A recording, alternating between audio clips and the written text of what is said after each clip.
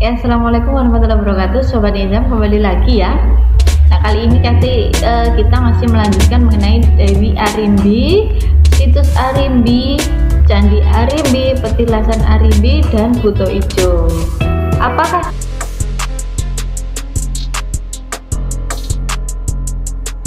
semua itu berkaitan? Ya.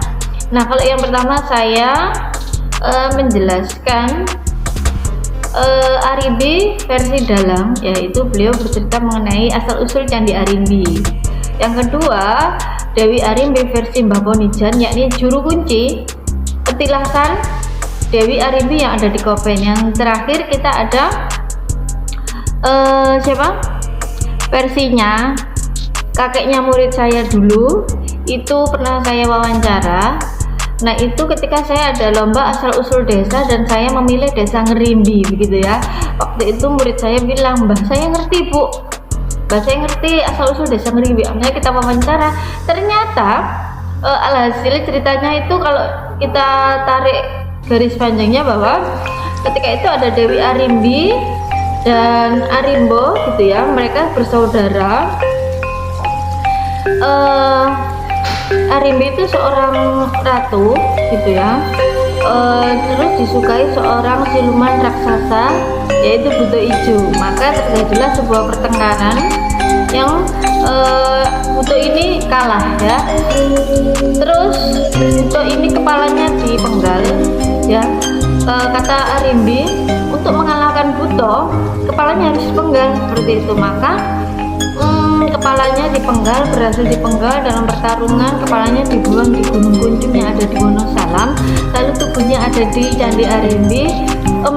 Kepalanya ada di Selombung ya. Selombung itu apa, nanti saya jelaskan. Nah, terus badannya ada di Candi Arimbi, ekornya ada di Gunung Kunjung Wonosalam. Nah, keterkaitan ini, kalau dalam teori sastra lisan itu ada struktur naratif gitu ya. Yang dicari adalah susunan cerita itu. Maka dari ketiga cerita ini kita harus menyamakan tokohnya apa, konfliknya seperti apa, seperti itu. Nah, selanjutnya ya, coba kita uraikan persamaan dari ketiga versi Arimbi ini ya. Yang pertama adalah persamaan tokoh, selalu ada nama Arimbi, itu paling utama ya. Dari ketiga versi tersebut semuanya menyebutkan Arimbi. Lalu ada Arimbo dan ada Arimba, lalu ada Buto atau raksasa itu ya, yang siluman Buto seperti itu. Nah, ini kita di petilasan itu ya, petilasan Dewi Arimbi yang terletak di Kopen, Kecamatan Bareng, Kabupaten Jombang, seperti itu. Nah, yang kedua persamaan adalah pada konflik ya, itu perebutan kekuasaan dan percintaan. Jadi konflik yang mewarnai dari tiga versi ini itu tadi, kekuasaan dan percintaan. Dan ini ya, sama ketika ini menyebutkan cerita itu mereka sama-sama ini ada dua versi yang sama, itu ada Dewi Kunti dan Pandowo. Jadi versi Dalang dan Mbah Ponijan ini menyebutkan bahwa ada Dewi Kunti yang mempunyai anak Pandawa. Ini Dewi Arimbi menyukai salah satu dari Pandawa tersebut. Jadi inilah sebuah hasanah yang luar biasa yang hanya untuk kita bisa ceritakan dan bisa diambil hikmahnya dari cerita ini. Nah, ini saya petilasan Dewi Arimbi ya. Kita melenceng sedikit, itu Mbah Ponijan pernah cerita bahwa ketika membangun itu kan lurus semua tuh ya makamnya, tapi keesokan harinya itu yang tengah, yang Rimbo itu tiba-tiba miring sendiri. Ya sudah, mereka tukang dan Mbah Ponijan itu tidak mengembalikan lurus lagi, tapi ya wes sesuai miring seperti itu. Makanya makamnya itu miring sendiri gitu ya, padahal yang lain lurus seperti itu.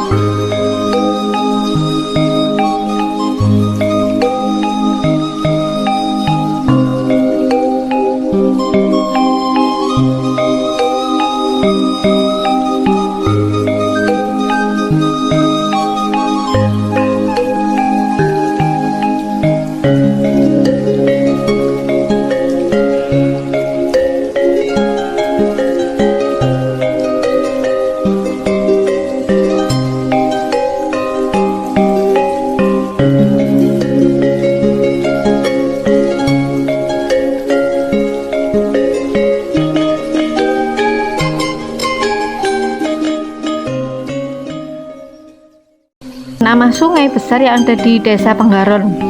Jadi mitosnya masyarakat sini itu bahwa sungai ini ada yang menjaga, yakni Buto gitu ya. Jadi ketika air itu pasang atau banjir, mereka tidak berani ke sungai ini. Kenapa? Takut menjadi mangsa dari Buto tersebut. Itu mitos yang beredar. Nah, dari cerita Mbah Ponijan itu pernah bercerita ya mengenai ini, bahwa untuk mengalahkan Buto, itu Buto meminta sebuah syarat Dawet Moto, artinya kepala manusia. Ya, akhirnya dinego sama Mbah Arimbo. Piye nek iki dibuatkan dawet gitu ya, dibuatkan dawet, lalu dibuatkan hiburan tontonan 7 hari 7 malam seperti itu. Dan itu pun sama seperti mitos-mitos yang berada di masyarakat sekitar sungai itu ya, waktu saya tanya gitu ya. Inilah namanya sebuah sastra lisan ya, cerita yang diturunkan dari mulut ke mulut ya, tidak ada penciptanya atau anonim. Mereka ceritanya berkisar tentang kerajaan. Ini adalah hasanah yang sangat luar biasa untuk dijadikan petuah gitu ya untuk anak cucu kita. Nah, di sungai ini tadi sudah saya tunjukkan bahwa ada sebuah patung kepala. Kalau Mbah Ponijan itu kalau versi mbahnya murid saya itu kan waktu pertarungan, kalau mengalahkan Buto Ijo atau mengalahkan Buto itu harus dipenggal kepalanya lalu dibuang di situ. Versi Mbah Dalam juga begitu, kepala dipenggal dibuang di Selumbung. Mbah Ponijan juga begitu ya, memenggal kepala Buto lalu dibuang di sungai ini atau sungai Selumbung, orang sekitar menyebutnya seperti itu. Nah, jadi itu ya cerita singkat mengenai sastra lisan. Tunggu cerita berikutnya, jangan lupa like, komen, dan subscribe. Saya akan membagikan cerita-cerita yang lain. Terima kasih, mohon maaf. Assalamualaikum warahmatullahi wabarakatuh.